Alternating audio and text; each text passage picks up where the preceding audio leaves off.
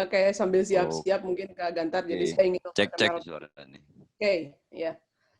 Tes Sebelum tes.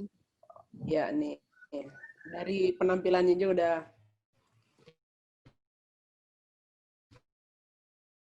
emang saya akan memperkenalkan dulu. Jadi kita juga pengen gitu ya sharing kepada mahasiswa dulu mahasiswa-mahasiswa biologi yang sekarang sudah bekerja terkait dengan konservasi gitu ya. Kita ingin membagi ilmunya lah gitu ya. Jadi apa sih yang bisa diperoleh, apa yang bekal dari dulu kuliah ini gitu ya bisa diaplikasikan ke pekerjaannya, dan juga dari pekerjaannya sekarang bisa sharing kepada adik-adik kelasnya gitu ya, apa saja yang bisa kita aplikasikan nih dari mata kuliah proyek ekologi ini. Oke, terima kasih Gung sudah kita biasanya sih bilangnya Gantar karena tinggi banget ini sebenarnya ya orangnya ya, jadi kita biasanya bilangnya Agung Gantar gitu ya. Jadi terima kasih sudah mau menjadi tamu gitu ya, bintang tamu di hari ini. Jadi silahkan kalau untuk mulai presentasi yang akan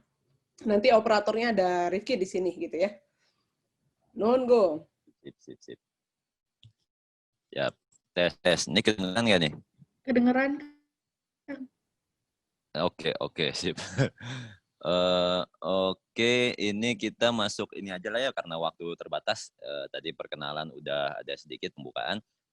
Jadi yang hari ini tuh saya diminta soal kamera trap. Mungkin ya salah satu bidang yang biasa dikerjain juga. Oke, bisa next lah slide-nya.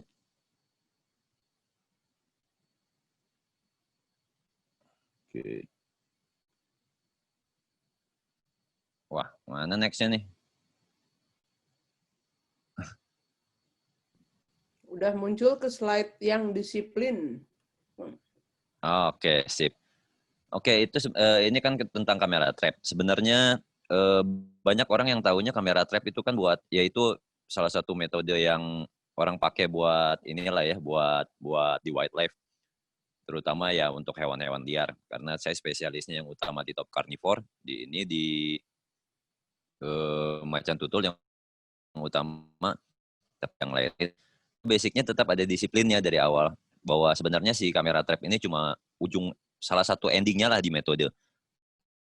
Disiplinnya yang paling dasar salah satunya adalah ada beberapa pengenalan jejak. Saya spesialisnya kalau di wildlife itu track finding. Kalau dikasih urusan statistik apa segala macam kalah saya gitu. Tapi kalau urusan track finding bisa ada spesialisnya masing-masing. Lalu hunting, karena basicnya tetap aja ini kamera trap gitu. Mau survei, mau penelitian apa, kalau misalkan wildlife, ya basicnya itu tuh hunting. Cuma ini buru jebak. Buru jebaknya ya masuk ke cuma ini di buru jebaknya nggak destruktif, cuma pakai kamera trap aja. Lalu ya basic ekologi sama sistematika hewan, karena kita harus paham di lokal itu kayak apaan sih ekologi sistematika hewan, ya hewannya seperti apa, karena balik si struktur selalu dari sistematika selalu ada strukturnya, dan strukturnya selalu menunjang fungsi, dan fungsinya menunjang perilakunya. Dari sana kita bisa baca perilakunya. Sama yang salah satu yang paling utama banget nih, saya belajar banyak banget dari Bu Endah, landscape mosaik dan biogeografi. Jadi sebagian besar orang cuma ngelihat ekologi itu sampai ke step produsen, tapi banyak yang nggak sadar si produsen ini berdiri di atas yang lain gitu, di atas landscape-nya, di atas kondisi geologis geografisnya, dan itu juga harus dilihat karena beda-beda. Oke, next.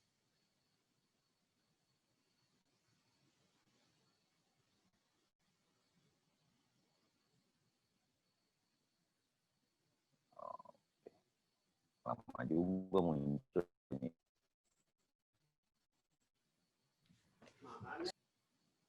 Sinyal di sana mungkin kok. Iya, kayaknya sinyal nih. Ya, maklum lah 3G. Sinyal di kita mah cepet muncul.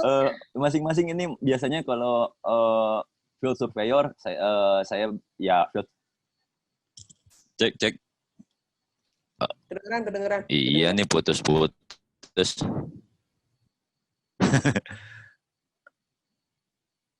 Oke. Ini udah kedengeran? Sudah.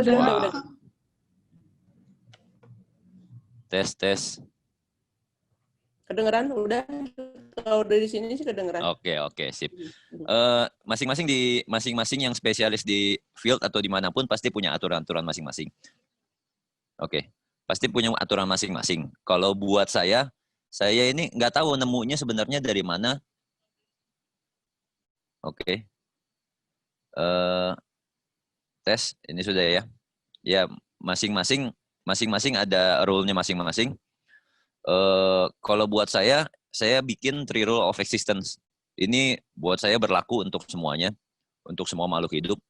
Yang pertama urusan sumber daya. Sumber daya itu bisa luas banget. Sumber daya ini kalau saya suka bagi persamaan dari semua makhluk hidup, hewan tingkat tinggi terutama. Hewan tingkat tinggi itu punya 2 persamaan orientasi dasar. Yang pertama urusan makan dan bertahan hidup lainnya. Yang kedua urusan seks. Urusan makan bertahan hidup itu urusan seks, urusan bertahan si spesies. Dan semuanya itu dapat yang lain-lain adalah turunan dari sana. Oke, itu sumber daya yang pertama. Lalu yang kedua akses sebaran atau distribusi. Akses sebaran, distribusi. Yang ketiga ini eliminator. Eliminator ini bisa bencana alam, bisa perburuan atau predator yang terlalu banyak atau penyakit yang lain-lain. Kalau 3 ini kayak segitiga api. Jadi satu aja nggak sesuai, si organisme nggak bisa eksis di situ. Ini mungkin saya nggak tahu ini nyari-nyari ada cocoknya di mana literatur atau memang belum ada yang ngerangkum ini. Tapi kalau misalkan teman-teman bisa ada yang tahu ini ada di mana, bisalah tolong bantu informasikan saya. Oke, next.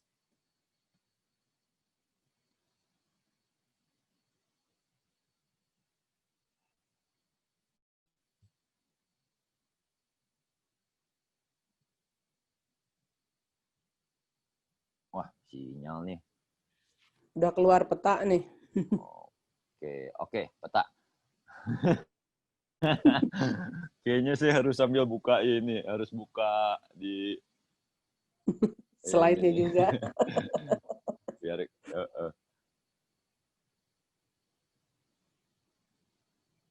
Oke, sampai peta. Oke. Ini salah satu contoh peta. Ini petanya kita udah digabungin ya. Ini 4 layer dari peta RBI. Kalau di proyek ekologi pasti udah kena lah pelajaran peta lah. Tapi intinya adalah dari sini, dari peta ini salah satu tugasnya dulu adalah saya cari macan tutul. Saya cari di mana harus bisa pasang kamera trap yang jalurnya kena macan tutul. Dan cuma secara umum dasarnya ini cuma modal peta ini. Kita bisa tahu dari konturnya dia akan lewat jalur mana. Ngikutin tadi kecenderungannya dia akan lewat sebelah mana. Ambil kontur yang punggungan atau lembahan, yang curam atau yang landai. Dasarnya penempatan seperti ini. Taruh 15 kamera, pemasangan 15 kamera trap. Pemasangan 15 kamera trap. Dan itu satu gridnya masing-masing, satu gridnya itu sekitar 1,5 kilometer. 1,5 kali 1,5 kilometer. Dan bisa kok dari kondisi peta yang dari modal yang seperti ini, meskipun habis itu nanti biasanya kita overlay sama landscape-nya seperti apa yang real, dapat 100% di tempat yang diperkirakan ada, itu dapat di kamera trap. Oke, next. Ini salah satu dari kita jadi bisa tahu tadi dari biogeografinya seperti apa dan dapatnya seperti apa yang gambarannya di lapangan seperti apa, dan yang hidup di atasnya seperti apa yang bisa ditemukan. Oke, next-nya ini jejak. Ini contoh jejak-jejak. Ini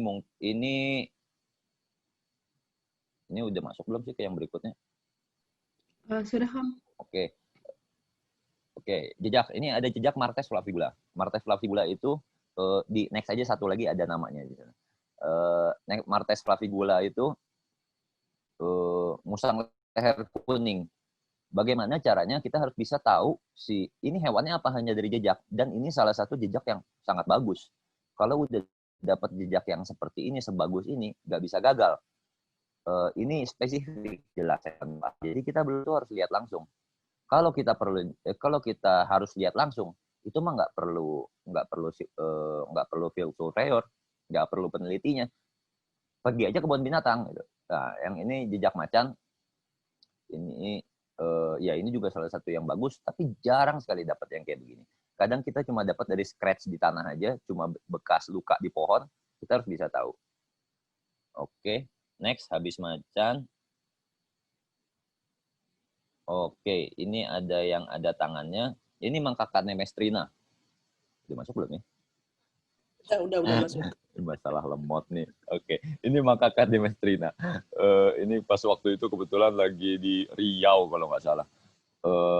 Ya, cuma dari jejaknya. Dan ini nggak bisa habis itu langsung kita lihat tahu dia Macaca nemestrina. Karena ini general, semua genus macaca relatif bentuknya seperti ini.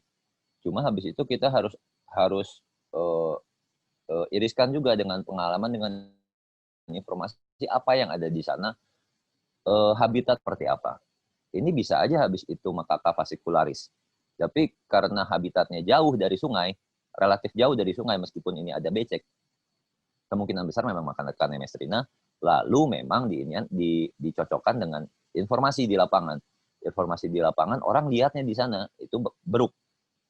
Kalau di Sumatera bodat lah ngomongnya gitu. Ya beruk ini. Oke, next. Nah, ini berang-berang, Aonyx cinerea. Yang ada salah satu contoh ini yang ada skalanya pakai pisau, ini pas lagi kulap yang mana ya? Ini di Marubetiri nih.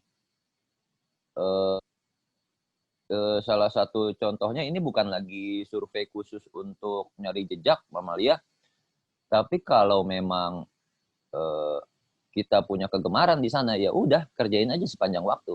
Toh kita baru bisa perform bagus kalau kita ngerjain sesuatu yang kita suka, atau kita suka apa yang kita kerjain. Kita kumpulin aja semuanya. Ini salah satu jejak yang cukup resek kalau keluarga berang-berang ini, karena bentuk tapak yang udah jelas kecetak aja, orang bisa gampang sekali salah identifikasi. Oke, next, ini ada yang gambar pohon pecah. Oke, udah keluar ya. Gambar pohon pecah ini kerjaan beruang madu. Beruang madu yang kalau kita lihat di Bonbin cuma sebesar anjing apa ya, Siberian Husky kali, atau anjing-anjing ya. Oke, iya cuma itu bekasnya seperti itu. Dan ini pohon yang kecil, cuma diameter juga belum masuk pohon kali, baru masuk tiang gitu. Tapi yang segede-gede diameter 50 cm pun bisa kebelah sama dia. Jadi kadang kita baru lihat hewannya di foto, di video, atau di Bonbin, lucu ya. Iya lucu kalau kita nggak ketemu langsung di lapangan. Beruang nih salah satu yang paling diseram ketemu beruang daripada ketemu harimau. Karena kalau harimau dia menghindar dari kita. Beruang itu apa ya? Cuek, budek. Jadi kadang ada pengalaman lagi survei itu, lagi center pengamatan malam, buk, jatuh dia dari pohon. Ya udah kabur lah kita dari survei, bubar dulu surveinya. Enak aja dia main jatuh dari pohon puluhan meter. Cuek beruang. Dan kadang ketemu papasan di jalan, amprok-amprokan, ya mau gimana lagi namanya. Ya ada resiko lah kerjaan kayak begitu. Tapi memang basicnya kerjaan di field itu selalu kita harus bisa tahu caranya supaya aman dulu. Kita bisa kemudian nyaman, baru kita bisa lanjut. Ke surveinya. Oke, next. Nah, next ini beruangnya. Ini beruangnya ya nggak selucu yang di Bonbin sih, agak gempal kayak Winnie the Pooh gitu. Kayak Winnie the Pooh tapi warnanya hitam. Nah, kalau yang kayak begini kita identifikasinya gimana? Individunya yang mana? Ada sejarah hidup perilaku di hewannya. Nah, itu bisa kita pakai. Coba next, lihat yang ada gambar besar zoomnya. Salah satu yang bisa dipakai buat ident itu beda-beda. Kalau macan tutul kita pakai polanya rosetnya. Itu karena itu kayak sidik jari. Kalau ini dari salah satunya yang gampang ini adalah bekas luka karena mereka seringkali berantem, kelihatan itu ada bekas cakar di mukanya. Beruang yang nyongkel pohon sampai tebelah itu mereka gampar-gamparan dan tangannya bisa ada di kepala, bisa di muka. Dan mereka hidup aja gitu. Kalau ketemu seremnya kayak apa gitu. Oke, next. Next ini babi hutan. Oke, next lagi. Ini contoh-contoh aja yang dapat dari kamera trap. Ini next-nya itu kucing hutan. Ini yang kayak anak kucing nih. Ya memang masih anak juga sih, masih muda yang ini. Next-nya lagi landak. Oke. Kadang orang tanya, kamera trap ini butuh pemasangan berapa lama? Kalau buat macan tutul, jarang sekali aku pasang itu cuma berapa minggu. Buat macan tutul itu aku seringkali minimal 2 bulan. 2 bulan, bahkan ada yang 4 bulan. Tapi bukan artinya nggak bisa cepat. Kadang dengan kita punya ya pengalaman bikin kita makin dari waktu. Kayak ini, foto ini, landak. Ini kurang dari 24 jam dapatnya. Oke, next. Nah, ini ikonik nih. Ini Catopuma badia. Catopuma badia ini juga dapatnya kurang dari 48 jam, kurang dari 24 jam kalau nggak salah. Udah masuk belum sih? Udah ya. Catopuma badia ini kucing endemik Kalimantan dan orang di lokalnya aja nggak tahu ada kucing ini. Ketika dikasih tahu orang-orang Dayak itu pada nggak ngerti bahwa ini binatang apa bang, ini kucing apa gitu. Ya ini Catopuma badia, warisannya Kalimantan lah. Dan kalau kayak begini kadang kita harus trace back dari sejarah evolusinya seperti apaan. Dia ini saudara sepupu evolusinya kucing emas dan kucing batu marble Lopez marmorata. Nah, yang menarik adalah berbagi relung. Biasanya kucing-kucing itu kebanyakan malam. Ini itu siang. Kenapa? Karena di Kalimantan itu ada 5 jenis kucing liar. Kalau dia bareng-bareng semuanya pas malam, berebut relung, mungkin dia nggak kebagian karena kucing yang jenis ini nggak segitu jagonya manjat dibandingin ada beberapa jenis kucing lain yang seukuran, yang segitu jagonya manjat. Mungkin nggak kebagian makan, tapi ketika dia main siang, ya dia bisa hidup dan terlatih untuk kamuflase karena orang lokalnya aja yang Dayak yang kita kenal pemburu ini banyak yang nggak tahu bahwa ada jenis kucing ini. Next. Apa ya?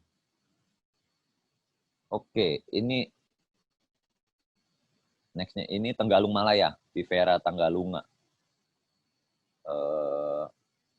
Ini juga ini di Kalimantan Timur ini kurang dari 48 jam dapatnya. Oke, next ada yang kecil, ada yang mata aja kelihatan nggak tuh ya? Yang kayak kelihatan mata aja nyala itu juga kucing hutan. Ini juga kurang dari 48 jam. Kenapa cepat-cepat ini dapatnya?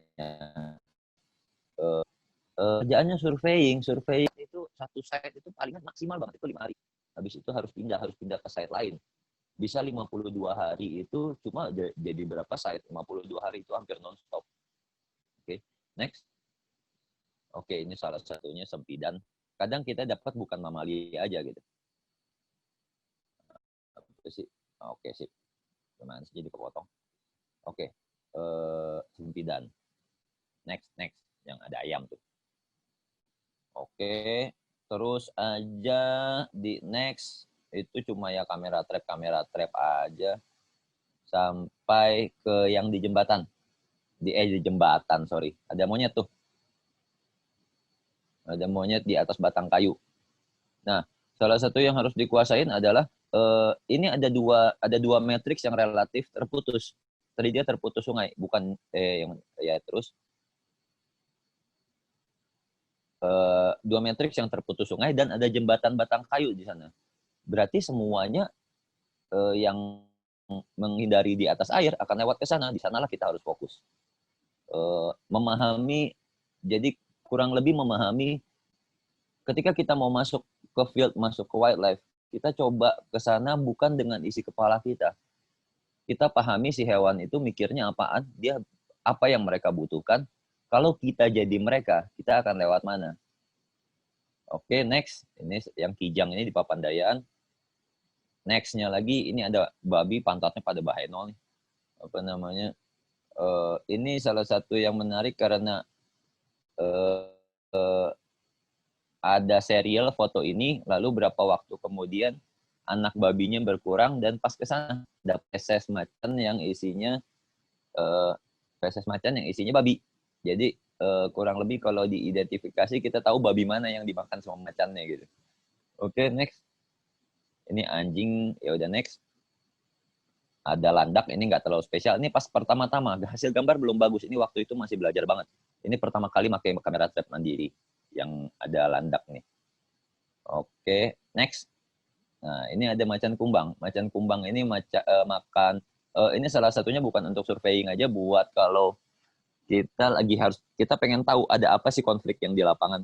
Nah, macan kumbang ini ada 2 sebenarnya. Dia matiin rusa di Karembi. Ya, habis itu ya rada konflik juga karena aku di konservasi macan dan di konservasi rusa ini saling makan ya mau gimana. Tapi yang mereka kan ya sama-sama di alamnya, ya udah dokumentasiin aja tuh jadi bagus. Oke, next. Nah, ini salah satu yang utama dapat di Papandayan. Yang tadi itu bisa masuknya ke buat data penelitian yang udah masuk belum sini sinergi. Oke, udah. Si macan tutul ini kita bisa atur-atur si kamera trap sampai levelnya ke fotografi. Kita gimana?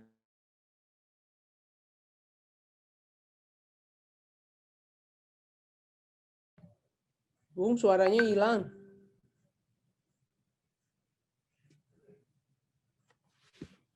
Halo. Bung, Gantar. Suaranya hilang. Oh, koneksinya terputus ya? Kayaknya koneksinya terputus. Hmm. Oke, sambil nunggu ya. Jadi Kang Gantar ini dia mulai pekerjaan mamalia ini sejak dari tugas akhir ya Bu Endah ya dulu ya Kang Gantar ini. Jadi tugas akhirnya terkait dengan mamalia, lalu setelah itu dia memulai untuk secara sendiri gitu ya, sendiri. I'm back. Nah, datang ya, jadi mulai sendiri sampai dia jadi spesialis kamera trap gitu sekarang. Dah bisa, tuh. Di puncak Papandayan. Sampai Narji nih, foto Narji.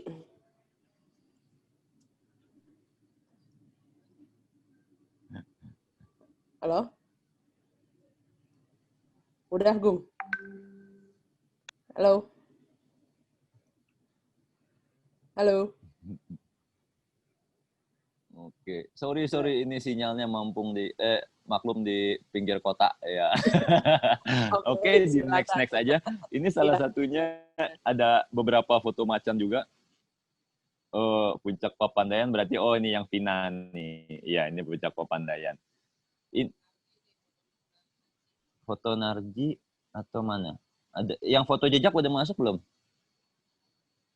Ada foto jejak macan terakhir. Masih hitam putih. Oke. Nah, foto jejak macan ya, halo? Ya. Foto jejak macan terakhir ini kita lagi berdua sama saya berdua ini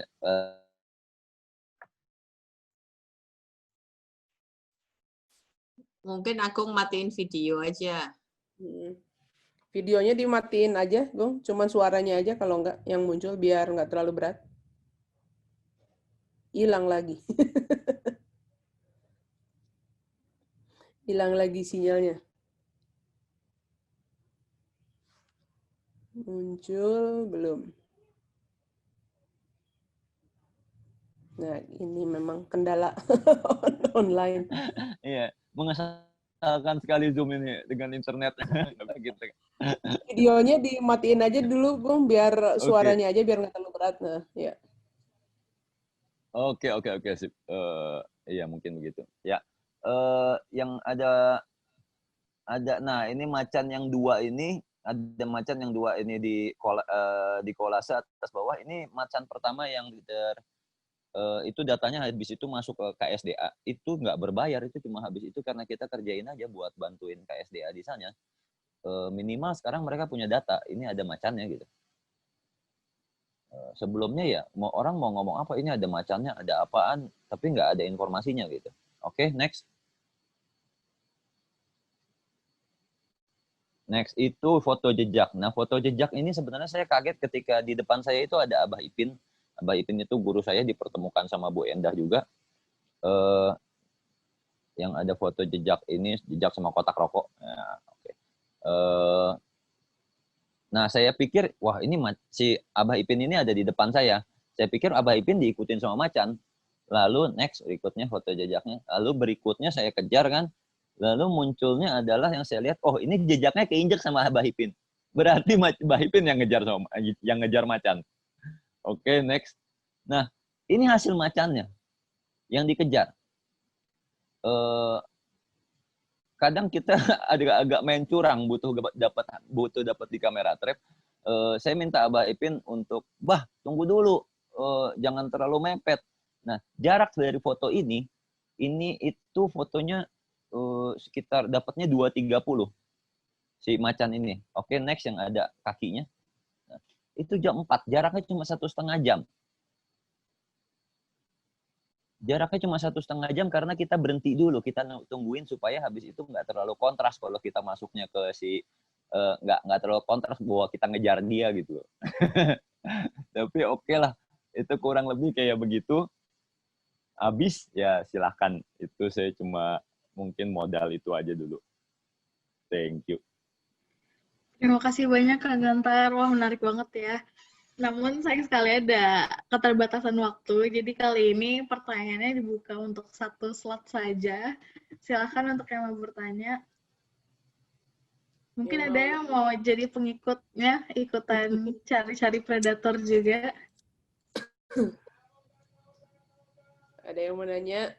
Ayo, Sambil nunggu pertanyaan, mungkin ya ini yang ingin saya jelaskan di sini sih, antara kaitan bahwa di dalam ya kakak Gantar ini sekarang kan kerja untuk kamera ya spesialis kamera trap ini, ternyata basic ilmu dari yang dikasih di ProEco itu terkepake juga gitu ya, dari mulai kita memberikan GIS gitu ya, bagaimana cara membaca peta, membuat peta, sekarang bahkan bisa bikin pemetaannya sendiri gitu ya. Lalu ya bukan hanya dari ekologi gitu ya, jadi biosis Baca juga, kepake banget. Jadi biosis juga ternyata ilmunya dari karakter-karakter yang kita pelajari itu bisa sangat berguna ketika di lapangan gitu ya, Kang Gantar ya. Iya, sampai struktur fisiologi hewan, jadi sampai ke evolusinya segala macam ketika di real di field ya butuh bertahun-tahun untuk yang tadinya kesel ngikutin kuliah sampai oke, ini kepake banget gitu. Untung dulu dapat dan ngikutin aja gitu. Oke, Raffi itu katanya. Mungkin baik Haki terlebih dahulu, Bu. Tadi dia sudah raise hand duluan. Mungkin nggak apa-apa gantian aja, Kak. Tadi saya udah dapet kesempatan, jadi Nugi aja. Oh ya, boleh. Silakan Nugi. Buru. Open mic aja, boleh. Ya, kenalkan aku Nugi, mau nanya ke Kang Gantar. Kang Gantar kan aku kebayangnya kalau mamalia besar atau kayak carnivore, itu mungkin mencari referensi atau mencari kayak info-info mengenainya agak susah karena mereka juga agak elusif gitu, susah ditemukan. Kalau Kang Gantar ada tips nggak bagi yang mau melakukan penelitian terhadap mamalia besar gitu, kayak yang sudah pernah dialami atau... Terima kasih. Oke. Gini ya, untuk objek penelitian apapun, kita semua butuh alasan egois. Dan jujur aja pas pertama masuk ini, pas masuk ke macan tutul ini, alasan egoisku adalah Bukan urusan alasan lain-lain yang keren-keren. Alasannya satu, ini keren, ngerjain ini keren. Itu aja, kita butuh alasan egois untuk itu. Gitu. Lalu berikutnya baru kita punya latar belakang yang bagus-bagus. Gitu. Kalau ini masuk ke top carnivore, artinya dia ngontrol semua di bawahnya. Dia keystone species, dia disingkirkan, berantakan semua. Artinya dia segitu pentingnya. Kalau mau main konservasi, kalau buat aku mungkin dampaknya bisa cukup besar kalau kita main di yang keystone species. Bukan berarti yang lain nggak penting gitu. Tapi buat aku lebih mudah di keystone species. Cuma ya akhirnya karena memang literaturnya cuma sedikit, kita harus ngulik sendiri. Karena nggak akan dapat ilmu artinya nggak menarik lagi dikerjain. Karena cukup banyak yang tahu sampai bisa jadi buku. Gitu. Sampai bisa jadi buku. Dan ya kita aja literatur kita itu kebanyakan dari luar semua. Padahal kita segitu banyaknya biodiversity, tapi literatur urusan ekologi, urusan apa semuanya sebagian besar dari luar. Ya kenapa nggak kita mulai untuk melengkapin itu gitu. Dan justru karena masih sedikit, kita harus punya pride untuk ini cuma sedikit, kalau gitu kenapa nggak kita yang banyakin informasinya, kenapa nggak kita yang kenalkan, kenapa kita yang nggak perbaiki keadaan. Mungkin mindset itu sih yang habis itu kalau memang ya sukai apa yang kita kerjain, kalau memang habis itu sulit ya itu tantangannya kayak main game next level gitu. Jangan main di level dasar aja terus. Jadi si ilmu kuliahnya itu dipakai, ya ilmu di sekolah di kuliah, dipakai untuk nyari ilmunya. Bukan habis itu terima mentah kayak baca diktat habis itu jadi operator. Gitu loh. Begitu mungkin. Ya oke. Terima kasih banyak Kang. Siap. Terima kasih banyak Kang Gantar atas jawabannya dan ilmunya yang sudah dibagi ke kita. Keren banget ya teman-teman. Sama-sama. Kayak mencari-cari predator yang kebanyakan orang menghindari gitu. Terima kasih banyak Kang Gantar sudah mau berbagi. Sebenarnya pasti pengen ngobrol-ngobrol lebih lama, tapi karena ada keterbatasan waktu, jadi kita harus ada pandemi dulu ke teman-teman. Iya. Kalau udah nggak pandemi, nanti kita ketemu lagi di lapangan lah ya. Nunggu. Siap. Siap. Oke. Untuk masuk ke sesi acara selanjutnya, kita akan kembali mendengarkan pemaparan dari teman-teman praktika proyek ekologi. Nah, untuk sesi kali ini, kita topiknya tentang hewan-hewan yang terbang. Ke sesi kedua ini, kelompok 4 akan mempresentasikan tentang keanekaragaman burung di Kota Bandung. Untuk kelompok 4, dipersilahkan waktu dan tempatnya.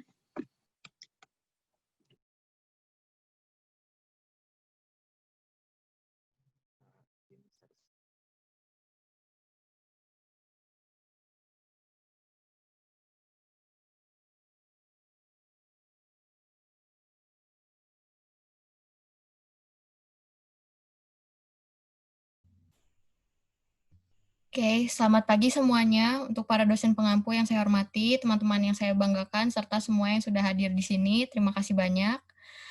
Kami dari kelompok 4, dengan saya sebagai presenternya, Adinda Rahmi Cahya, akan mempresentasikan hasil dari penelitian kecil kami yang berjudul Keterkaitan Keanekaragaman Burung dengan Tingkat Aktivitas Manusia pada Taman Ganesa, Taman Lansia, dan Taman Maluku di Kota Bandung. Dengan anggota kelompok ada Feren, Andre, Berli, Febrianto, Resmila, Khairunisa, saya sendiri, dan Kak Muhammad Ibrahim sebagai asisten. Next. Berikut masuk ke latar belakang kenapa kami melakukan penelitian ini. Jadi seperti yang kita tahu, ruang terbuka hijau itu memiliki peran yang sangat penting dalam menjaga kualitas lingkungan di perkotaan. Namun, laju urbanisasi yang terjadi membuat banyak pembangunan nih, jadi sehingga ruang ruang terbuka hijaunya menjadi semakin sempit. Nah, Kota Bandung ini kan memiliki banyak taman kota yang terdapat banyak jenis binatang di dalamnya. Salah satunya adalah burung yang seperti kita tahu, karena mereka bersifat endemik, mereka dapat berperan sebagai bioindikator yang baik. Nah, selanjutnya karena jumlah ruang terbuka hijau juga menurun, habitat dan sumber daya untuk para burung juga keanekaragaman mereka pun dapat terancam. Jadi, ketiga alasan ini kenapa kita melakukan penelitian ini. Next, Bol. Nah, untuk tujuannya, kami bertujuan untuk membandingkan keanekaragaman dan struktur komunitas burung di Taman Ganesa, Taman Lansia, dan Taman Maluku, lalu menentukan pola aktivitas burung pada Taman Ganesa, Taman Lansia, dan Taman Maluku, serta membandingkan pengaruh aktivitas manusia terhadap keanekaragaman burung pada ketiga taman tersebut. Next. Berikut adalah area penelitian kami. Jadi kami melakukan penelitian di 3 taman Bandung, yaitu Taman Ganesa, Taman Maluku, dan Taman Lansia. Alasan kami adalah karena ketika kami survei, kami melihat adanya perbedaan dari jumlah pengunjung pada ketiga taman tersebut. Jadi pertama di Taman Ganesa, itu jumlah pengunjungnya cenderung sedikit dan lebih senyap dibandingkan kedua taman yang lainnya. Selanjutnya untuk Taman Lansia itu di paling banyak pengunjungnya, dan Taman Maluku itu di tengah-tengah, namun tingkat kebisingannya itu paling tinggi. Jadi banyak suara-suara dari eksternal seperti suara pesawat atau kendaraan itu paling terdengar di Taman Maluku. Next. Untuk prosedur kerjanya, kami melakukan penelitian pada tanggal 14 hingga 29 November 2020 setiap hari Sabtu dan Minggu pada 6.30 hingga 6.15 dengan metode point count dan time species count selama 105 menit, dibagi 7 periode dengan tiap periode itu 15 menit. Lalu kami juga mendata jumlah pengunjung dari masing-masing taman. Lalu untuk alat bantunya kami menggunakan binokuler, timer, kamera, dan buku identifikasi Mackinnon. Lalu untuk mengolah datanya, kami mencari indeks keanekaragaman Shannon-Wiener, indeks kemerataan atau evenness, indeks dominansi, dan indeks fluorescence-nya dari data yang kami dapatkan. Next. Berikut adalah hasil dan pembahasan dari data yang kami dapatkan. Jadi pertama, berdasarkan hasil pengamatan, ditemukan 26 jenis burung pada 3 taman ini. Kelimpahan tertinggi terdapat pada Taman Lansia dengan 857 individu dan 20 jenis, diikuti oleh Taman Maluku dengan 725 individu dan 16 jenis. Lalu terakhir adalah Taman Ganesa dengan 608 individu dan 8 jenis. Dapat dilihat di grafik gambar 1 ini. Next. Nah, berikut ini adalah list spesies yang kami dapatkan selama kami melakukan pengamatan. Jadi dapat dilihat di situ jenis burung yang paling banyak ditemukan di Taman Ganesa itu betet biasa, kalau di Taman Lansia itu walet linci, dan pada Taman Maluku itu takur ungkut-ungkut. Di sini juga dapat dilihat bahwa beberapa burung ditemukan di ketiga taman dan beberapa burung yang lain hanya ditemukan di 2 taman atau 1 taman. Lalu dapat dilihat juga status konservasi dari tiap-tiap spesies. Yang LC itu berarti least concerned, di mana dia tidak terancam statusnya. Lalu ada NT, yaitu near threatened, yang menuju terancam, dan vulnerable yang termasuk ke spesies yang terancam. Next. Nah, berikut adalah komunitas burung yang kami temukan di Taman Lansia. Salah duanya adalah gereja Erasia dan cala di Tilik. Jadi waktu kami menemukan gereja Erasia ini banyak ditemukan mereka tuh bertengger di pohonnya dan banyak juga di permukaan tanah di Taman Lansianya. Dan ini kebetulan kami juga menemukan cala di Tilik dan fotonya lumayan bagus. Next. Selanjutnya di Taman Ganesa ini adalah 2 burung yang paling banyak kami temukan, itu betet biasa dan kutilang. Jadi betet biasa ini di Taman Ganesa dia membentuk sangkar, sehingga makanya tadi pas dilihat di list spesiesnya dia tuh paling banyak di Taman Ganesa. Next. Lalu di Taman Maluku juga kami menemukan cinenen Jawa dan takur ungkut-ungkut. Jadi cinenen Jawa ini banyak kami temukan di Taman Maluku dari suara dan pengamatan kami juga. Lalu untuk takur ungkut-ungkut itu paling banyak ditemukan di Taman Maluku karena ternyata di Taman Maluku ini banyak pohon-pohon dengan percabangan yang mati sehingga mereka tuh banyak bertengger di situ. Itu merupakan habitat yang ideal bagi para takur ungkut-ungkut untuk bertengger. Next. Nah, lanjut ke struktur komunitas burungnya. Jadi kami kan tadi mencari 4 indeks, yaitu indeks keanekaragaman Shannon-Wiener dengan tanda H aksen, lalu indeks dominansi D, dan indeks kemerataannya yaitu E. Nah, berdasarkan keanekaragamannya, ketiga taman ini memiliki keanekaragaman burung yang tergolong sedang, yaitu semuanya tuh berkisar dari 1 sampai 3 dengan keanekaragaman yang paling tingginya itu di Taman Lansia dengan H aksennya mencapai 2. Lalu melihat dari indeks dominansinya, ketiga taman ini juga memiliki indeks dominansi yang rendah karena semuanya berada di bawah 0,3. Lalu melihat dari indeks kemerataannya, karena semuanya di atas 0,6, komunitas burungnya dinilai cenderung stabil. Gitu. Lalu jika melihat dari indeks kesamaan Sorensensnya, semuanya itu dari Ganesha Lansia, Ganesha Maluku, dan Maluku Lansia itu menunjukkan angka di atas 50%, sehingga keseragamannya itu cukup tinggi dan yang paling tinggi itu ada di Taman Maluku dan Lansia. Ini kemungkinan besar karena kedua taman ini jaraknya. Next.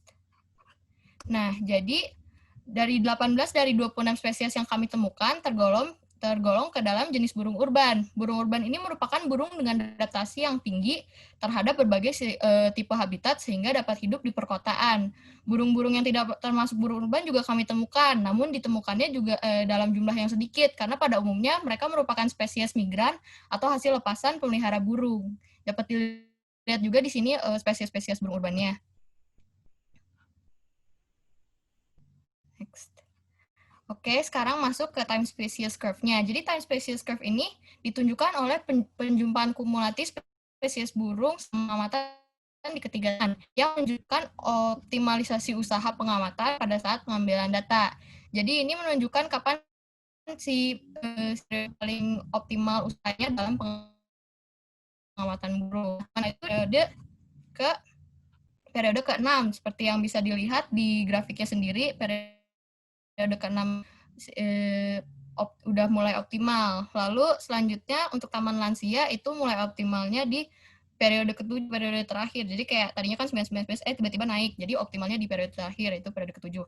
Nah, sedangkan untuk Taman Maluku, dia di periode ke-4 itu udah optimal karena ke depannya udah mulai 16 gitu. Next, untuk pola aktivitas burung. Jadi pola aktivitas burung ini ditunjukkan oleh distribusi waktu tiap spesies pada tiap periode waktu pengamatan. Jadi dapat dilihat aktivitas burung terbanyak di Taman Ganesha itu ada pada periode 1. Karena secara umum dimulainya aktivitas burung itu pagi hari menjelang matahari terbit saat suhu udara mulai menghangat dan optimal. Dan dapat dilihat juga dari persebarannya spesies dominannya itu burung betet. Lalu ditemukan juga pola aktivitas burung Taman Lansia yang cenderung meningkat pada jam yang lebih siang, yaitu pada periode ke-7. Namun jika dilihat nih jumlah individu tiap spesiesnya itu cenderung relatif stabil setiap waktu pengamatan. Nah, jadi ada beberapa burung juga yang aktifnya tuh di siang hari karena dia membutuhkan kehangatan dari cahaya matahari pagi. Jadi pertambahan spesies burung yang muncul meningkatkan keanekaragaman spesies burung di tamannya. Next dulu, Lang.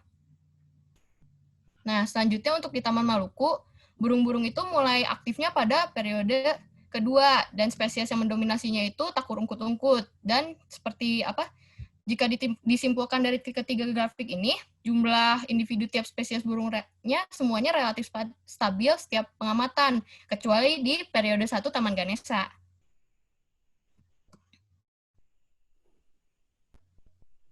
Nah, lalu kami mencari korelasinya dengan hubungan manusia. Jadi, untuk ini kami membuat grafik regresi linear untuk mencari korelasinya.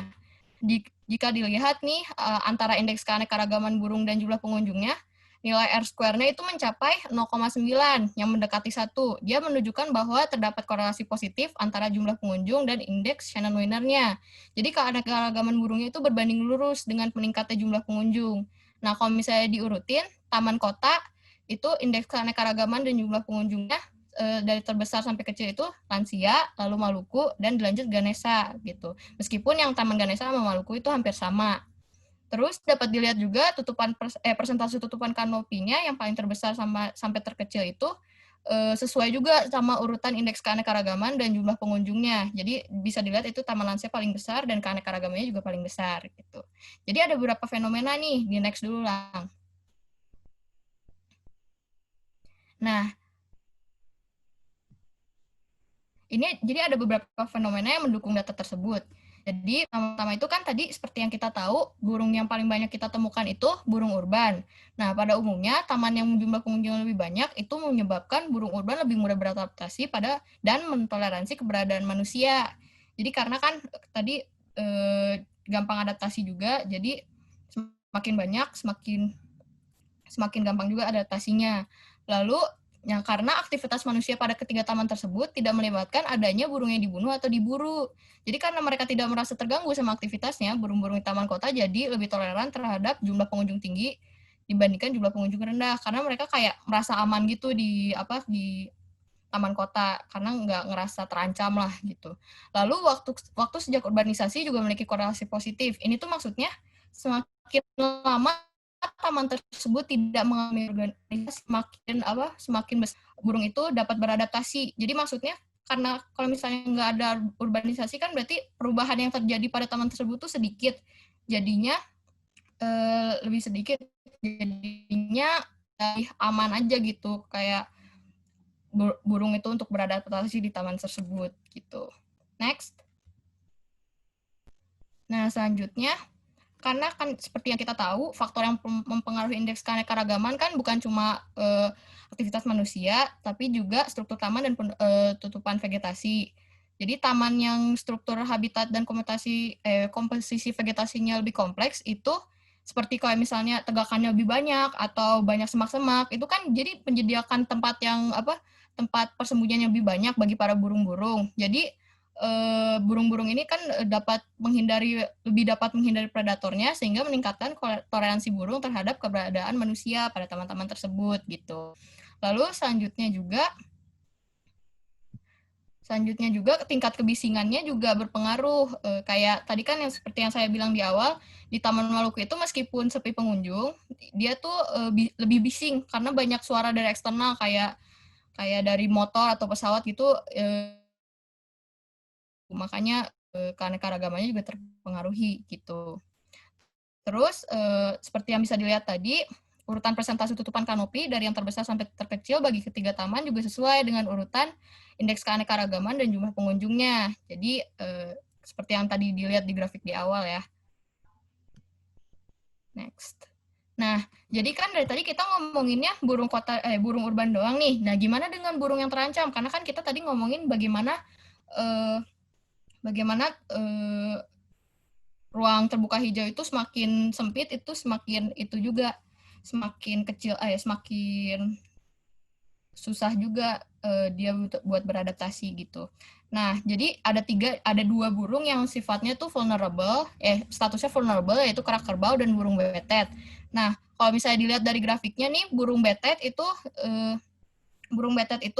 korelasinya negatif dengan jumlah pengunjung. Jadi makin banyak dia makin dikit ditemuin karena burung betet itu menghindari perburuan juga gitu. Terus untuk kerak kerbau dia korelasinya positif karena ternyata habitat di perkotaan itu sesuai sama kerak kerbau yang dietnya itu memakan Annelida dan Arthropoda. Lalu untuk kacamata biasa ternyata karena R-square-nya juga kecil, dia nggak berpengaruh ternyata. Next. Oke, untuk kesimpulannya, jadi kami mendapatkan 3 kesimpulan, yaitu Taman Lansia memiliki keanekaragaman dan kelimpahan burung yang paling tinggi dibandingkan 2 lagi. Dan ketiga taman memiliki dominansi yang rendah, komunitas burung yang cenderung stabil dan mayoritas terdiri atas burung urban. Lalu secara umum, pola aktivitas burung pada ketiga taman berdasarkan jumlah individu yang dijumpai relatif pada tiap periode dengan adanya peningkatan jumlah spesies di Pengawatan, kecuali pada periode 1 di Taman Ganesha. Terdapat korelasi positif antara jumlah pengunjung atau aktivitas manusia dengan tingkat keanekaragaman burung melalui indeks Shannon Winner. Next one. Oke, sekian dan terima kasih dari kelompok kami. Bila ada pertanyaan bisa ditanyakan. Mohon maaf bila ada kesalahan. Silakan. Terima kasih kepada kelompok 4 atas presentasinya. Dibuka sesi tanya jawab untuk 2 pertanyaan. Silakan. Oke, ada dari Sofa kelompok 6. Izin bertanya, untuk pendataan spesies burung yang cenderung terbang bolak-balik seperti walet itu, apakah ada metode tersendiri untuk meminimalisir galat selama pencatatan? Silakan, boleh dijawab dulu.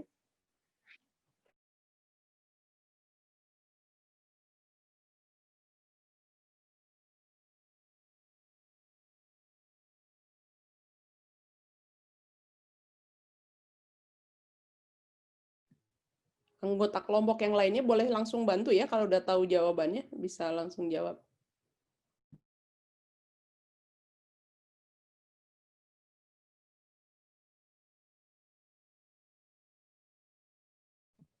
Tapi asistennya jangan bantuin ya, biarin praktikannya aja. Oke, Bu.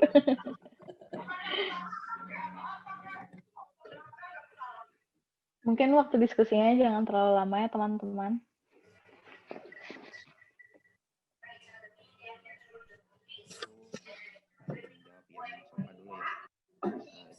Jadi mau jawab kayaknya. Pendataan spesies burung cenderung terbang bolak-balik seperti walet dapat mengajarkan. Nah, itu sebenarnya maaf, mungkin Febrianto suaranya boleh digedein lagi karena kurang terdengar. Oke, cek apa udah terdengar? Yap, terima kasih. Oke, untuk burung-burung yang yang terbangnya kemungkinan besar bolak-balik seperti walet itu tidak ada metode khusus untuk menghitung jumlah burung yang terhitung kedua kali. Jadi kita kan menggunakan metode point count. Jadi point count itu burung apa yang teramati sejauh radius 50 meter itu kita hitung sebagai suatu individu. Ya walaupun kemungkinan ya misalnya burung walet itu dari satu pohon kemudian keluar taman kemudian balik lagi. Nah itu kita tidak bisa antisipasi juga karena memang sudah bentar lagi kecilin ya, Kakak mau ada diskusi dulu. Karena sudah sudah masuk lagi ke dalam taman. Nah kemudian karena penglihatan terbatas maka kami hanya melihat penglihatan kami gitu. Jadi burung walet yang tadinya misalnya masuk terus keluar lagi terus masuk lagi, nah itu pada periode berikutnya, nah itu bisa jadi kita dihitung lagi kayak gitu. Mungkin yang lain ada yang mau menambahkan.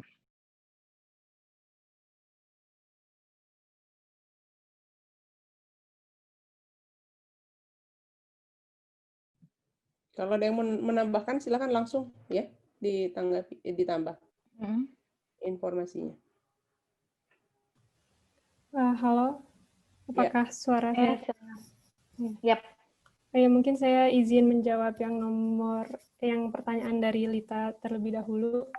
Jadi awalnya kami pada awal penelitian kami itu mengira bahwa semakin banyak aktivitas manusia dalam hal ini yaitu jumlah pengunjung di taman, maka keadaan manusia ini akan mengganggu burung-burung di taman tersebut, sehingga keanekaragamannya akan menurun.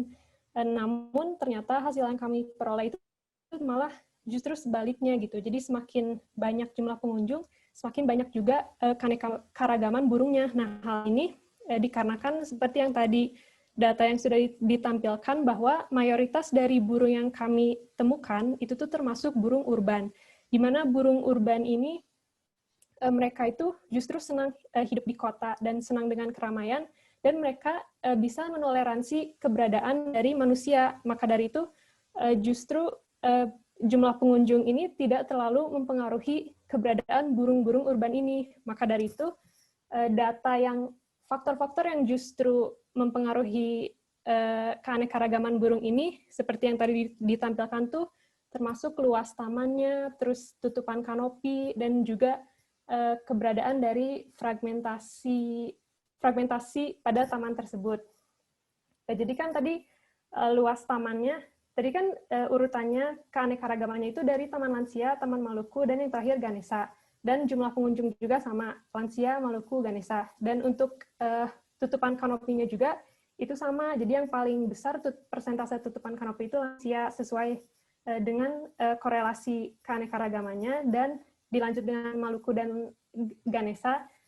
Sedangkan kalau luas juga yang paling kecil itu Taman Ganesha, dan selanjutnya Taman Lansia, dan paling besar itu Taman Maluku. Ya, sekian. Jadi mungkin faktor yang paling mempengaruhi kenapa keanekaragamannya kayak gini itu justru malah ada di struktur vegetasi dan luas taman, bukan di jumlah pengunjungnya. Oke, terima kasih atas jawabannya. Saya juga masih akan menambahkan dari jawaban yang tadi ya. Jadi ada beberapa faktor lain yang harus diperhatikan, seperti dalam merujuk satu istilah dalam ekologi yang dinamakan sebagai refugia, di mana refugia itu memiliki pengertian sebagai suatu area atau tempat yang mampu menyediakan tempat bagi berlindung, sumber pakan, ataupun sumber daya lainnya yang dibutuhkan oleh suatu organisme. Dan pada kasus ini, organisme tersebut adalah burung.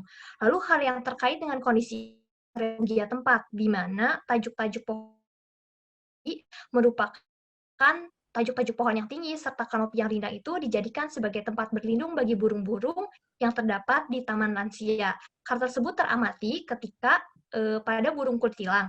Ketika suasana taman relatif sepi, burung kutilang itu bertengger di dahan yang rendah. Akan tetapi ketika aktivitas manusia mulai ramai dan banyak manusia yang mulai mendekati burung tersebut, maka burung tersebut itu terbang ke arah dahan yang lebih tinggi dengan kanopi yang rindang, yang kemudian mereka memilih untuk bertengger di sana.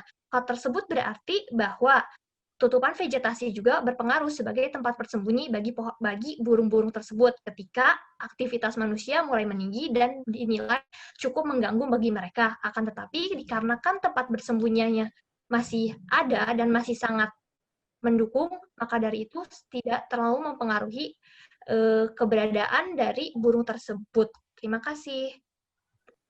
Terima kasih atas jawabannya. Mungkin untuk pertanyaan terakhir dari Pak Aris, bagaimana dengan faktor makanan bagi burung urban? Apakah mereka makan sisa makanan manusia atau makan yang tersedia di alam?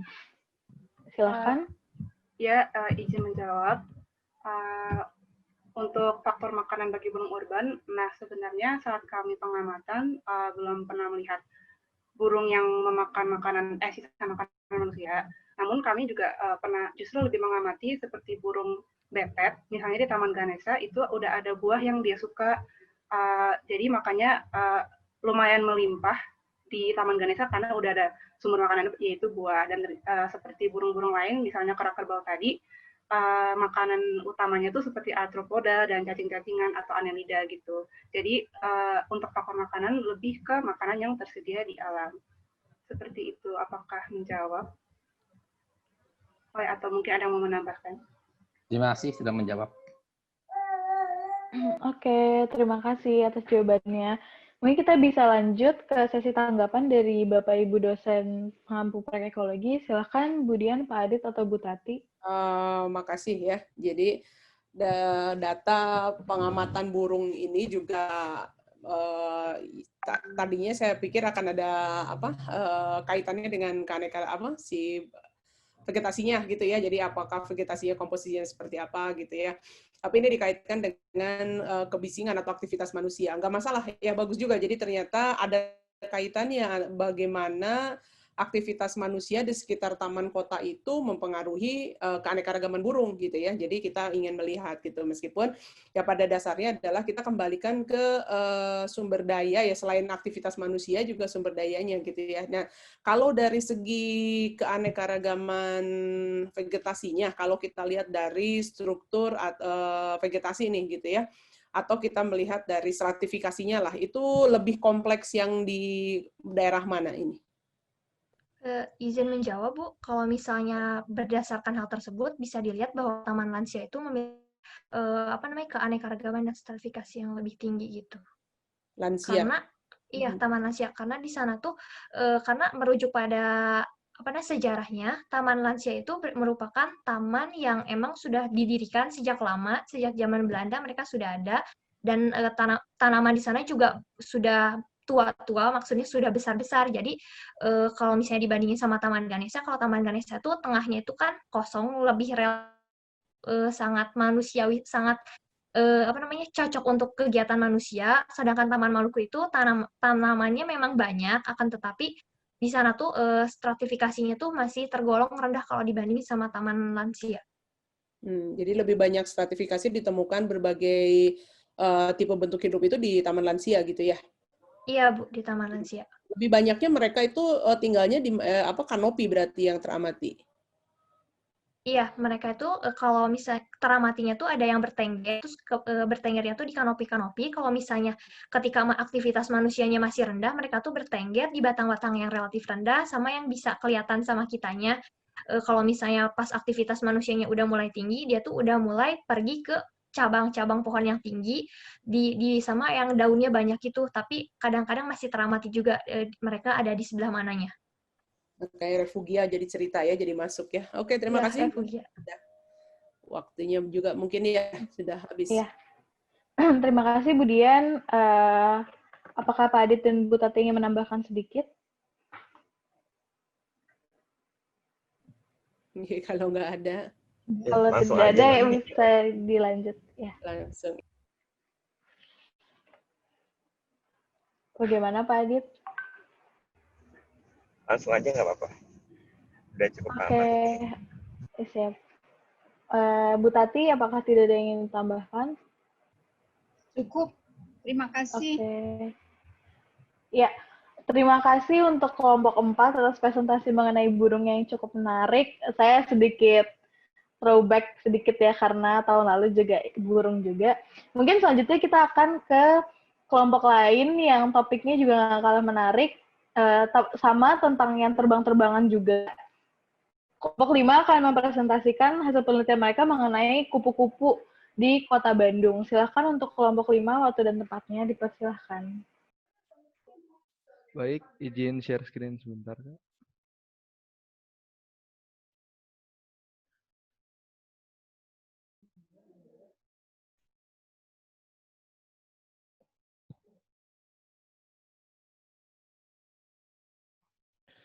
Baik, selamat siang Bapak Ibu dosen yang terhormat serta para hadirin sekalian. Perkenalkan, nama saya Yosua Nathanael, NIM 30, akan mewakili kelompok 5 untuk mempresentasikan hasil penelitian kecil kami dengan judul Perbandingan Keanekaragaman Kupu-kupu pada Hutan Kota Babakan Siliwangi, Taman Ganesha, dan Pet Park Kota Bandung. Berikut merupakan anggota dari kelompok 5, ada Deli Valencia, Dinda Nabila, Nurlita Budiandari, Patricia Anita, Syafina Tasya, Yasmin, dan saya sendiri dengan asisten Kak Ervanus Cin.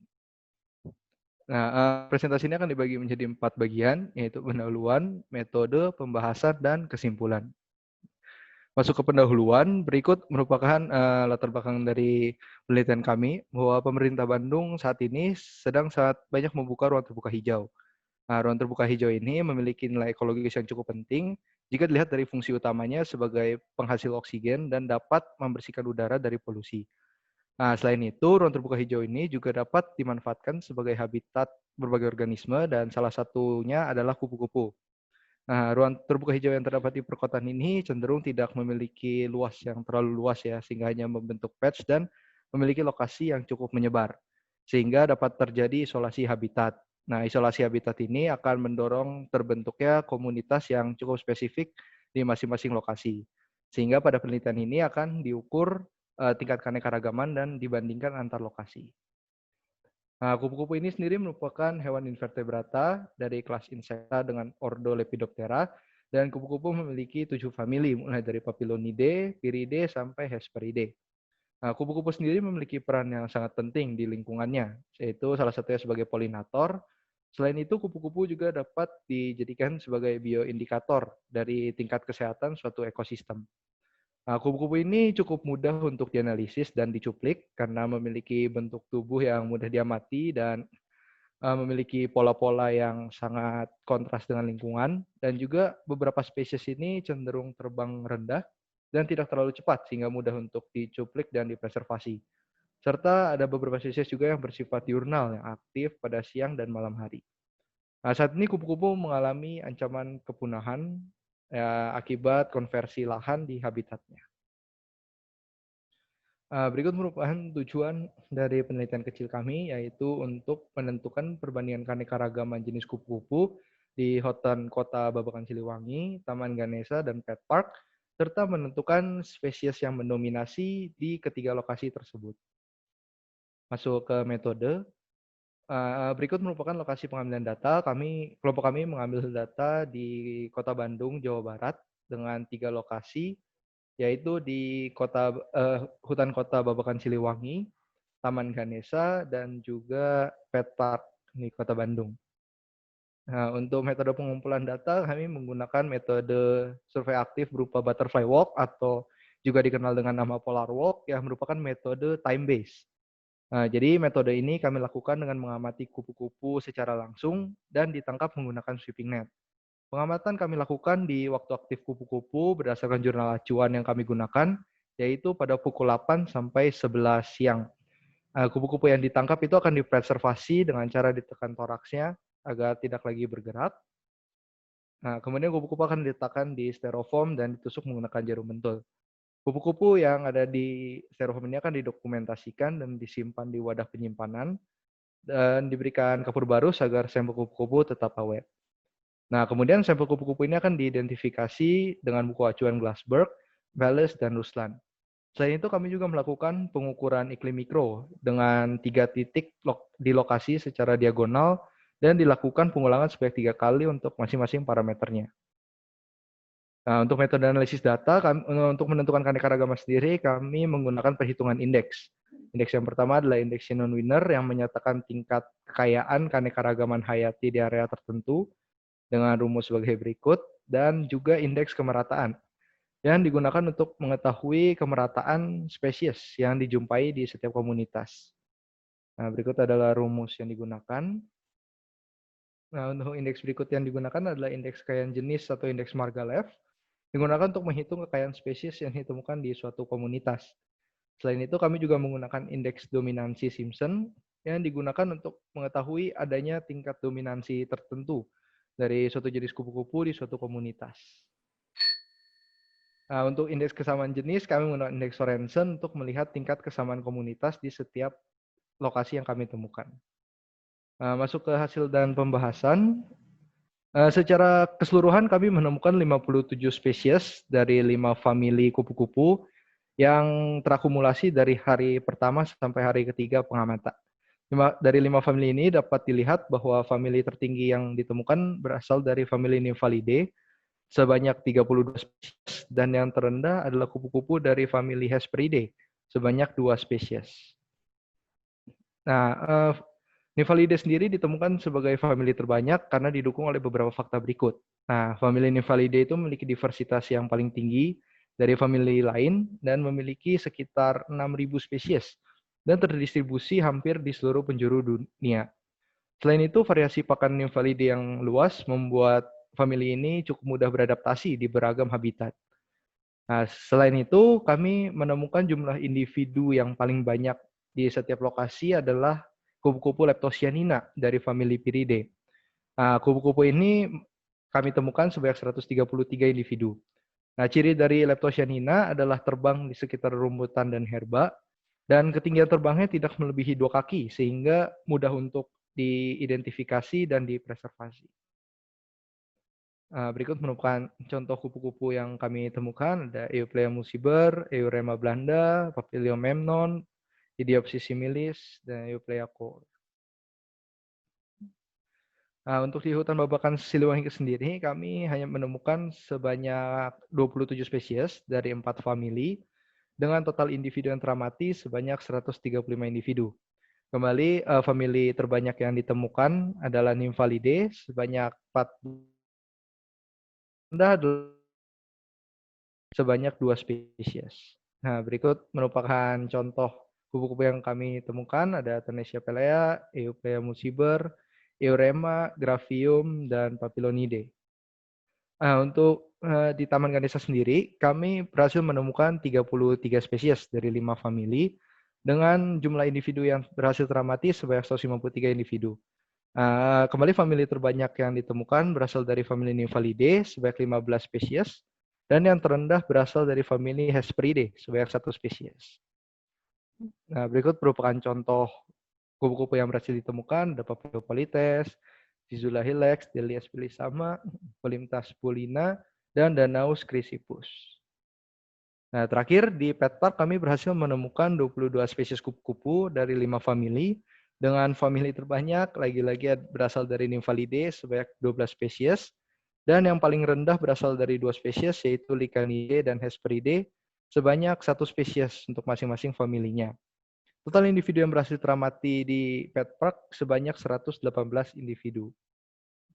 Berikut merupakan contoh, ada Papiliomemnon, Junonia, Erigon, Papiliopolites, Junonia ivita, dan Euploiacor. Nah, kami juga melakukan pengukuran mikroklimat, di mana dapat dilihat bahwa suhu udara di hutan kota Babakan Siliwangi lebih tinggi dibandingkan lokasi yang lain. Dan suhu udara terendah terdapat di Taman Ganesha. Untuk kelembapan udara sendiri, yang paling tinggi terdapat di Taman Ganesha, dan kelembapan udara terendah terdapat di hutan Babakan Siliwangi, karena juga berbanding terbalik dengan suhu udara. Nah, untuk tutupan kanopi, kami menemukan bahwa ketiga lokasi memiliki tutupan kanopi yang hampir serupa, namun yang tertinggi terdapat di hutan kota Babakan Siliwangi. Nah, untuk intensitas cahaya yang berhasil kami ukur, hutan kota Babakan Siliwangi memiliki intensitas cahaya tertinggi, dan Taman Ganesha memiliki intensitas cahaya yang paling rendah. Nah, dari hasil pengolahan indeks yang kami lakukan, ditemukan hasil sebagai berikut, bahwa jumlah spesies tertinggi teramati di Taman Ganesha sebanyak 33 spesies. Namun, untuk nilai indeks keanekaragaman sendiri, diperoleh nilai tertinggi di hutan Babakan Siliwangi. Dengan kata lain, bahwa keanekaragaman tertinggi terdapat di hutan kota Babakan Siliwangi. Untuk tingkat dominansi yang diperoleh, dapat dilihat bahwa seluruh nilai dari ketiga lokasi masih masuk ke dalam tingkat dominansi yang rendah. Namun, nilai dominansi yang tertinggi terdapat di Taman Ganesha. Untuk kemerataan sendiri dapat dikatakan bahwa ketiga lokasi ini memiliki spesies yang cukup merata, dengan tingkat kemerataan tertinggi terdapat di hutan kota Babakan Siliwangi.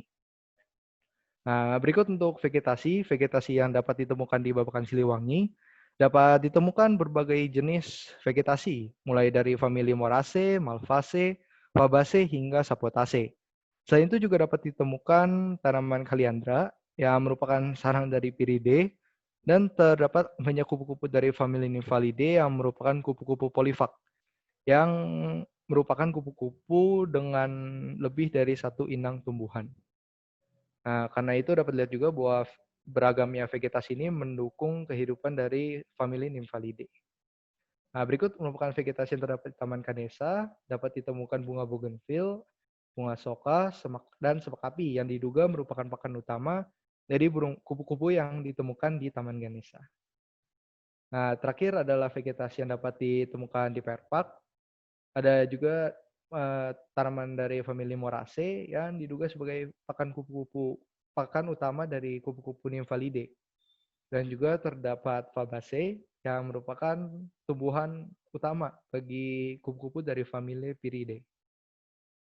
Nah, untuk luas wilayah sendiri, kami menelusuri hutan kota Babakan Siliwangi yang memiliki luas tertinggi sekitar 38.000 meter square, dan taman tematik Pet Park ini memiliki luas wilayah yang paling rendah, yaitu 1.000 meter square. Luas wilayah ini juga menjadi salah satu faktor yang membatasi kelimpahan kupu-kupu, karena semakin luas suatu wilayah akan cenderung memiliki vegetasi yang cukup berlimpah ya, sehingga mendukung ketersediaan tempat bernaung yang cukup tinggi bagi kupu-kupu. Nah, pengamatan yang kami lakukan di Babakan Siliwangi ternyata dibatasi oleh struktur jalur, sehingga tidak semua area hutan kota itu tercover oleh struktur jalur yang ada. Nah, di mana pengamatan ini dilakukan di ketinggian yang cukup jauh dari permukaan tanah, sehingga menjadi salah satu faktor yang menyebabkan hanya sedikit kupu-kupu yang dapat diidentifikasi secara sempurna di hutan kota Babakan Siliwangi. Nah, untuk indeks kesamaan diperoleh bahwa Kota Babakan Siliwangi dan Taman Ganesa memiliki kesamaan yang paling tinggi, yaitu 46,7%, dan yang paling rendah terdapat antara Taman Ganesa dan Pet Park sebesar 32,7%. Hal ini mengindikasikan bahwa hutan Kota Babakan Siliwangi ini memiliki hubungan habitat kemiripan yang lebih dekat dengan Taman Ganesa dibandingkan Pet Park. Nah, diduga di antara kedua habitat ini terdapat kemiripan struktur vegetasi yang mendukung kehidupan spesies yang sama di kedua lokasi ini. Nah, berikut adalah kesimpulan dari penelitian kami. Dapat disimpulkan bahwa ketiga lokasi ini memiliki indeks keragaman yang masuk ke dalam kategori keanekaragaman sedang, dengan nilai indeks tertinggi terdapat di hutan Kota Babakan Siliwangi sebesar 2,75. Nah, untuk indeks dominansi pada setiap lokasi menunjukkan bahwa tingkat dominansi yang tergolong rendah dengan kelimpahan spesies paling tinggi dimiliki oleh Leptocyanina pada ketiga lokasi penelitian yang telah kami lakukan. Berikut merupakan dokumentasi kegiatan kami selama kami melakukan pengamatan. Dan sekian presentasi dari kelompok kami. Terima kasih. Dikembalikan kepada moderator.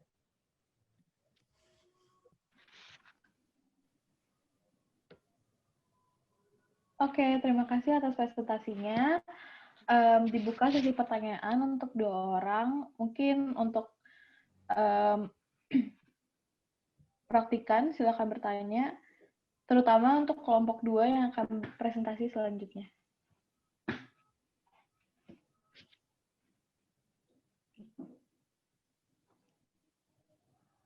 Oke, ada pertanyaan. Ya. Oke, dari Rini, izin bertanya, pada penelitian ini dikatakan bahwa banyak sekali ditemukan kupu-kupu putih atau Leptocyanina. Selain itu, saya juga sering menjumpai kupu-kupu ini di banyak tempat selain di taman. Yang ingin saya tanyakan adalah faktor apa saja yang mempengaruhi banyaknya populasi dari Leptocyanina ini. Terima kasih. Yap, silakan boleh langsung dijawab.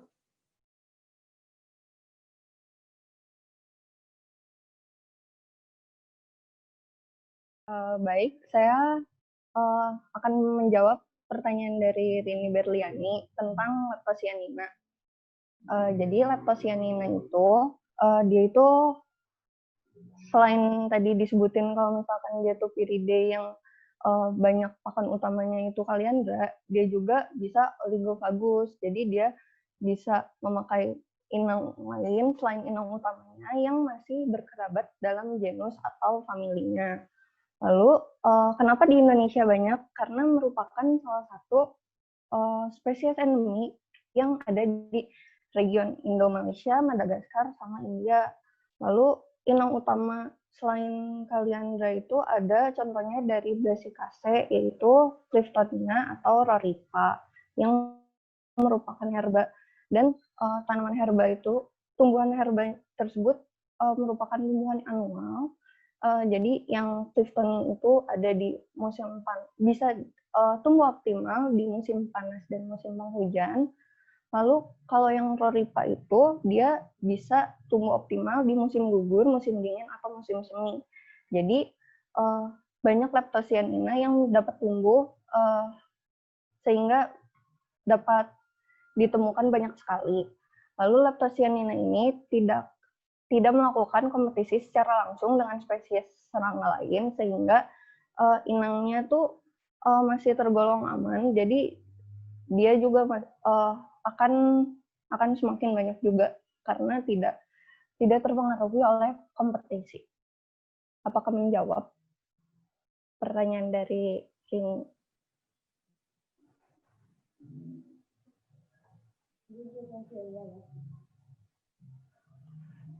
Oke, terima kasih atas jawabannya. Mungkin kita bisa lanjut ke pertanyaan selanjutnya. Dari Filia, kelompok 9, apakah kupu-kupu yang terbang hanya di ketinggian 2 kaki atau sekitar mungkin kurang dari 1 meter, individunya cenderung lebih sedikit karena mudah ditangkap atau diganggu manusia? Silakan. Izin menjawab. Ya, perkenalkan, nama saya Deli Valencia Ernesti, NIM 49. Memang di beberapa daerah tertentu yang banyak manusianya, si kupu-kupu ini tuh jarang ditemukan. Namun dia tuh biasanya lebih di daerah-daerah yang sedikit kena gangguan manusia. Contohnya kita kasih di Tamgan gitu ya kan, teman-teman tahu semua struktur Tamgan seperti apa. Dari Tamgan sendiri tuh spesies yang paling banyak kita temui adalah Leptosianina, juga ada Eurama sp yang memang terbangnya tuh tinggi-tinggi. Namun mereka tuh nggak terbang di tengah-tengah trek yang ada orang gitu. Mereka tuh di pinggir-pinggir dekat pagar-pagar Tamgan. Mereka tuh banyak di sana karena memang gangguan manusia sedikit. Jadi memang untuk kupu-kupu yang terbangnya rendah seperti dari famili Piridae gitu, mereka tuh memang menghindari jalur yang banyak orang, namun tetap ada di pinggir-pinggir, di bagian-bagian pinggir yang jarang ada gangguan manusia. Oke, terima kasih atas jawabannya. Pertanyaan selanjutnya dari Nurul dan Shofa Sahida, ini mungkin sama ya mengenai preservasi. Jadi apakah ketika preservasi, kupu-kupu yang termasuk red list diperhatikan dan tidak dipreservasi atau semuanya harus dipreservasi? Kemudian untuk tiap spesies, apakah setiap individu yang ditemukan dipreservasi atau hanya perwakilan spesiesnya saja? Seperti itu.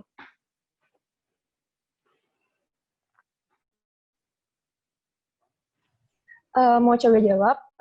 Untuk spesies sebenarnya kan karena kita melakukan pengambilan datanya 3 hari untuk dan kita juga melakukan latihan untuk menangkap kupu-kupu. Nah, pada saat latihan itu kita emang menangkap rata-rata yang kita temuin sama kita tangkap langsung dan kita preservasi untuk identifikasi. Nah, untuk selanjutnya, untuk pengambilan data selanjutnya, nggak semua kupu-kupu yang kita temuin kita tangkap, tapi kayak kalau udah ketemu udah pernah ketemu spesiesnya dan kita udah tahu itu spesies apa, kita hanya mencatat jumlahnya aja, jadi nggak semuanya dipreservasi seperti itu. Oke, terima kasih atas jawabannya. Mungkin kita bisa lanjut ke tanggapan dari Bapak Ibu dosen. Dipersilahkan untuk Bu Dian, Bu Tati, atau Pak Adit. Oke, dari saya dulu mungkin ya. Tadi di dalam presentasi dituliskan bahwa kaliandra adalah sarang. Jadi mungkin saya perlu klarifikasi. Apakah ini sarang atau tempat makan sebetulnya? Gitu ya. Jadi kan kalau sarang nest itu kan lebih definitif ada ininya ya kalau untuk sarang gitu. Jadi apakah yang dimaksud sarang di sini kaliandra adalah tempat makan atau memang dia disebut sarang gitu?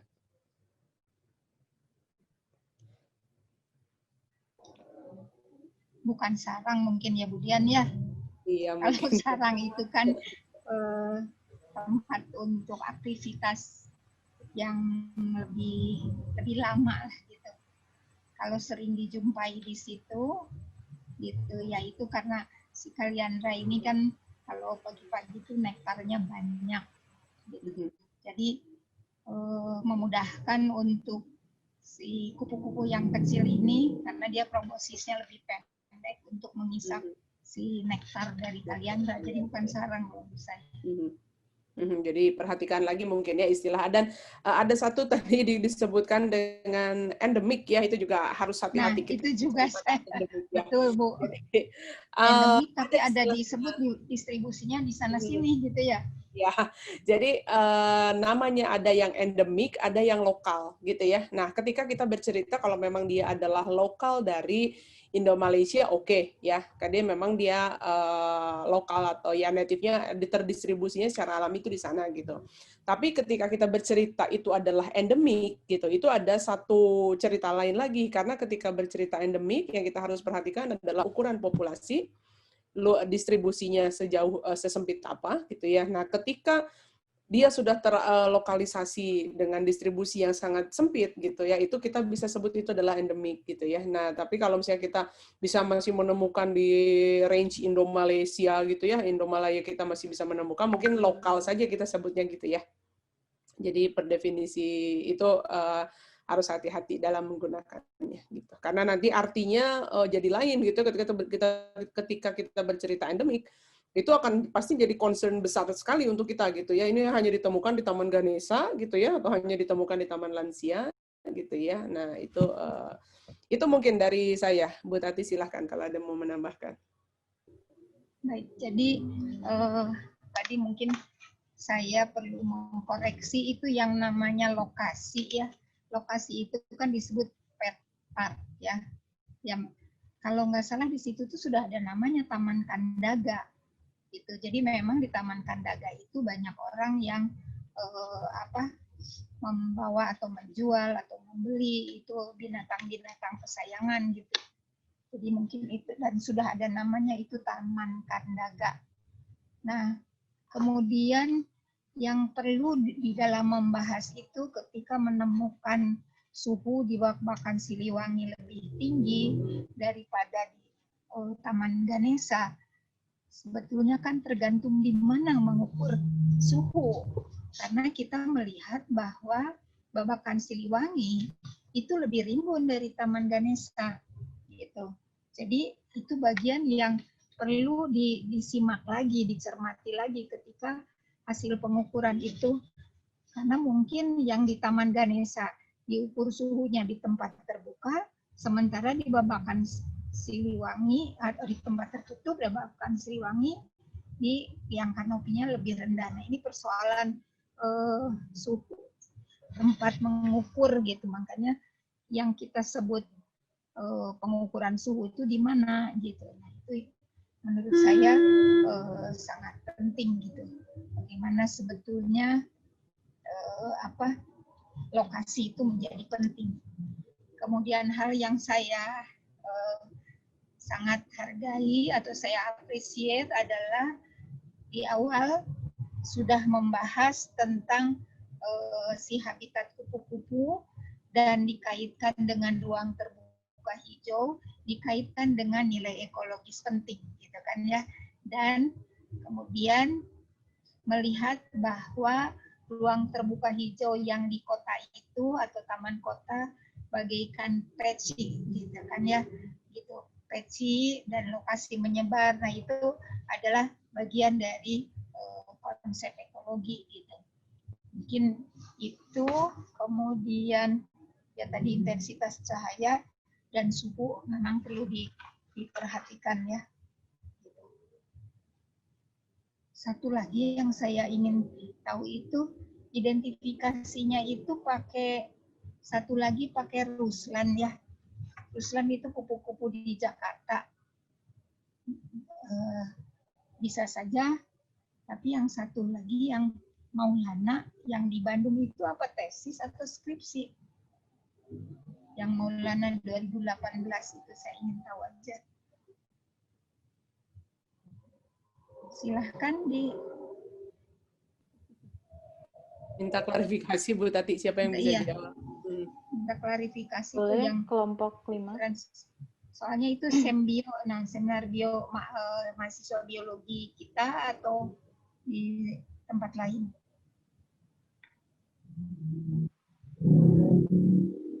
Baik Bu, izin menjawab. Jadi seingat saya kami pakai Maulana itu tuh memang dari prosiding seminar biologi anak UPI gitu ya, anak UPI. Cuma memang mereka tuh meneliti di pet park juga gitu Bu. Jadi ada perbandingan kupu-kupunya di pet park.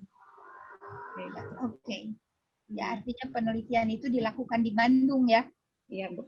Yang jadi acuan kita sama-sama di Bandung gitu kan? Betul. Gitu. Baik, terima kasih. Mungkin dari saya cukup.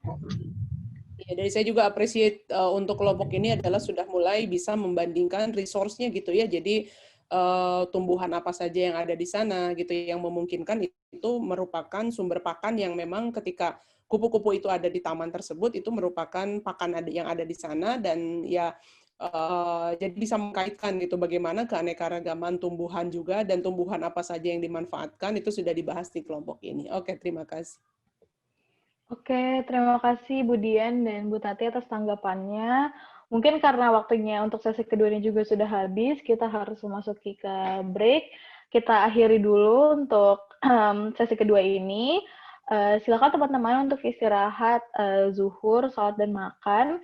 Dimohon untuk berkumpul kembali pada pukul 13.10 di Zoom ini. Boleh meninggalkan Zoom, tapi disarankan untuk tetap di sini. Terima kasih teman-teman. Sampai jumpa jam 1 nanti. Jangan lupa makan siang semuanya ya. Iya, selamat makan siang teman-teman.